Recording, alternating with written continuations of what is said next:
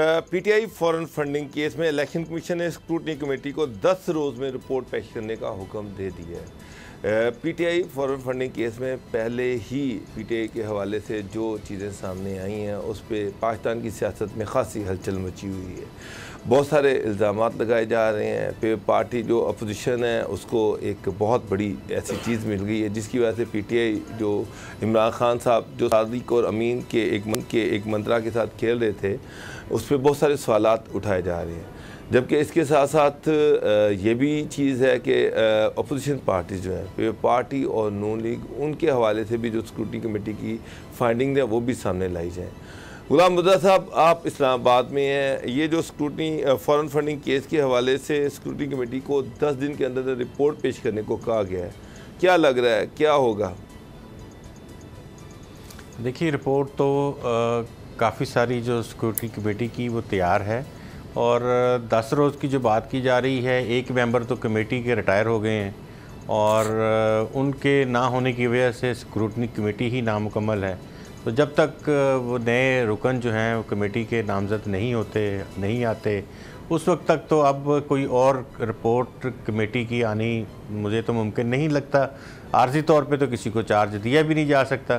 तो ये scrutiny committee है उसने अभी तक की जो रिपोर्ट दी है, अभी फ़िलहाल तो तमाम सियासी जमातों को उसी पे इक्तफ़ा करना पड़ेगा और अगर नियर फ्यूचर ये कोई नया बंदा जो है वो अपॉइंट हो जाता है स्क्रूटनी कमेटी में उस मेंबर की जगह पे जो कि रिटायर हो गए हैं, तो फिर दोबारा से स्क्रूटनी कमेटी अपना काम शुरू कर देगी और फिर अपनी रिपोर्ट जो है वो तैयार करके दे देगी। इसमें बड़ी अहमियत की हामिल चीज़ें हैं। अगर आप पाकिस्तान तहरीक इंसाफ के हवाले से बात करें तो उसमें भी अभी बहुत सारे ऐसे अबहाम मौजूद हैं जो कि पीटीआई ख़ुद क्लैरिफाई करना चाहती है, उसकी क्लैरिफिकेशन खुद चाहती है। वो पूछ रहे हैं इलेक्शन कमीशन ऑफ पाकिस्तान से और कुछ चीज़ें स्क्रूटनी कमेटी पूछना चाहती है जो मुख्तलफ़ एक ही तरह की ट्रांजेक्शन्स हैं काफ़ी उसके हवाले से, फिर कुछ ममनुआ फंडिंग के हवाले से।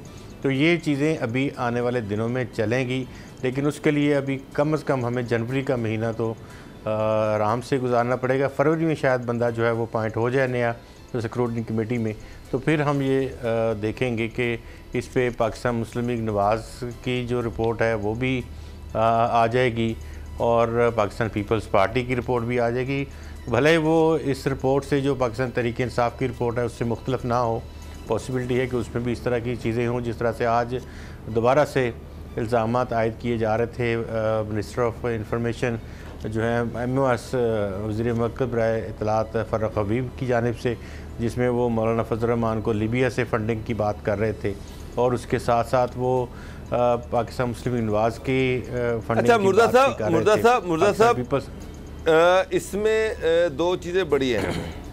अनवर मंसूर साहब जो कि पीटीआई के वकील हैं, उन्होंने कहा जी कि अदाद शुमार को बार बार दोहराया गया है, बेताशा गलतियाँ हैं और इसमें यह है कि हमने इलेक्शन कमीशन से कुछ नहीं छुपाया ना छुपाएंगे, लेकिन यहाँ पार्टी की स्क्रूटनी हो गई।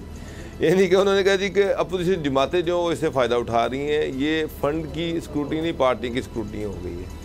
दूसरी तरफ जो वकील हैं अकबर एस बाबर के अहमद हसन साहब, उन्होंने चीफ इलेक्शन कमिश्नर को बताया कि जनाब स्क्रूटनी की रिपोर्ट के कुछ हिस्से हमें नहीं दिए गए, स्क्रूटनी कमेटी ने हमारे इत्मीनान को ठेस पहुंचाया है। यानी कि वो भी जो रिपोर्ट अभी तक सामने आई है उससे मुतमईन नहीं है, ना ही पीटीआई के वकील मुतमईन है, ना ही जो अहमद हसन साहब हैं जो अकबर एस बाबर के वकील हैं वो मुतमईन हैं। तो ये तो अभी एक रिपोर्ट आई है जिस पे ना जो है वो दोनों अफ्रीकैन ही इस पे मुतमईन नहीं है। तो बाकी जब रिपोर्ट्स आएंगी तो ये तो मुझे लग रहा है कि सियासत में एक नई हलचल मच जाएगी। बिल्कुल, ये हलचल ही मची हुई है अभी बहुत से गैर रस्मी ज़राए से और रस्मी तो क्योंकि रिक्वेस्ट नहीं की जा सकती पाकिस्तान इलेक्शन कमीशन से कि उन्हें कहा जाए कि आप जो खुफिया रिपोर्ट्स हैं वो आप जारी ना करें, लेकिन गैर रस्मी तौर पे इलेक्शन कमीशन हुकाम को स्क्रूटनी कमेटी को ये कहलवाया जा रहा है हुकूमत की जानिब से कि आप वो वाले हिस्से जो हैं जो फंडिंग के हैं वो पब्लिक ना करें, क्योंकि ये बहुत ज़्यादा क्वेश्चंस होंगे, लोगों की जो सवालात हैं बहुत होंगे और इसके ऊपर पार्टी का ट्रायल शुरू हो जाएगा। तो अभी ये वाली सूरत हाल जो है ये मौजूद है, इसीलिए अकबर एस बाबर जो हैं वो उन खुफिया हिस्सों को दोबारा से ओपन करने के लिए वो रिक्वेस्ट कर रहे हैं कि वो उन्हें दिए जाएं, उन तक रसाई दी जाए, क्योंकि ये क्लासीफाइड इंफॉर्मेशन नहीं थी। इसको तो कहा गया था कि ये फ़राहम कर दी जाएगी इंफॉर्मेशन तमाम की तमाम, लेकिन अभी तक वो इंफॉर्मेशन फ़राहम नहीं की गई, क्योंकि उनके पास भी ऑलरेडी उन अकाउंट्स की कापियाँ भी मौजूद हैं, उनके पास वो ट्रांजैक्शंस के रिकॉर्ड भी मौजूद हैं। तो वो देखना ये चाह रहे हैं कि वाक़यातन उन अकाउंट्स को भी पूरी तरह से स्क्रूटनाइज़ किया गया है या नहीं किया गया। तो ये इस वजह से अकबर एस बाबर जो हैं वो दरख्वास्त कर रहे हैं। दूसरी तरफ जो अनवर मंसूर साबिक अटॉर्नी जनरल हैं और PTI के लॉयर हैं इसमें इलेक्शन कमीशन में, वो ये कहते हैं कि जी वो तो अब ज़ाहिर है कि अगर इस तरह की चीज़ें एम्बिग्विटीज़ आती हैं और जितनी रिपोर्ट शाया हुई है, जारी हुई है, उस रिपोर्ट में तो साफ नज़र आता है कि वो पार्टी की ममनुआ फंडिंग पार्टी को हुई है। तो उसके ऊपर ज़ाहिर है ये पार्टी का ट्रायल होगा या पार्टी चेयरमैन का होगा या सब का होगा या फंडिंग का। तो फंडिंग किसकी है? फंडिंग तो पाकिस्तान तहरीक-ए-इंसाफ की है, उसको मिली है, तो ज़ाहिर है पाकिस्तान तहरीक-ए-इंसाफ का ही ट्रायल होगा ना। अच्छा, उसमें सर आज फ़ारूक हबीब साहब ने भी एक प्रेस कॉन्फ्रेंस की है, उन्होंने बड़ा उसमें अजीबोगरीब बातें की हैं, लेकिन नून लीग और पार्टी की अभी वो फॉरेन फंडिंग वाले मामला तो सामने नहीं आए, वो अभी आप कह रहे हैं कि उसमें डिले भी आ सकता है। लेकिन उन्होंने ये कहा है कि जनाब मौलाना फजल रहमान जो है वो लीबिया से पैसे लेते रहे हैं, नवाज शरीफ उसामा बिन लादेन से पैसे लेते रहे हैं बेनज़ीर की गवर्नमेंट को गिराने के लिए। इसी तरह से उन्होंने कहा कि मरीम नवाज़ बताएं कि भुवनदास और शुजात अजीम कौन थे और जो इनके अकाउंट्स में करोड़ों रुपये डालते रहे। तो ये इंफॉर्मेशन फ़ारूक हबीब साहब के पास कहाँ से लीक हो रही है कि जनाब ये लोग कौन थे, और साथ साथ वो अपनी रिपोर्ट को भी जस्टिफाई कर रहे हैं कि जनाब तहरीक-ए-इंसाफ को भारत इसराइल से फंडिंग हुई है। ये कहाँ पर लिखा होगा? वैसे जो ये बातें की जा रही हैं, उनसे पूछा गया था कि आप क्या फ्रीक बनना चाहते हैं। वो अभी फ्रीक नहीं है अभी किसी भी पार्टी के फंडिंग केस में। सबसे ज़्यादा बातें फ़ारूक हबीब साहब ही करते, वो कहते मैं केस लेके गया था इलेक्शन कमीशन ऑफ पाकिस्तान है, लेकिन वो फ्रीक नहीं। आज इलेक्शन कमीशन ने उनको बताया है कि आप इसमें रेलेवेंट पार्टी नहीं हैं। अगर आप कुछ प्रोवाइड करना चाहते हैं या कुछ रिकॉर्ड का हिस्सा बनवाना चाहते हैं तो आप एक दरख्वास्त दायर करें जिसमें आप इसमें फ़रीक बने। जब आप फ़रीक बन जाएंगे तो फिर उसके बाद आप इसमें जो भी आपके पास रेलेवेंट डॉक्यूमेंट्स हैं वो आप सबमिट कर सकते हैं। तो ये अभी तक की सूरत हाल है।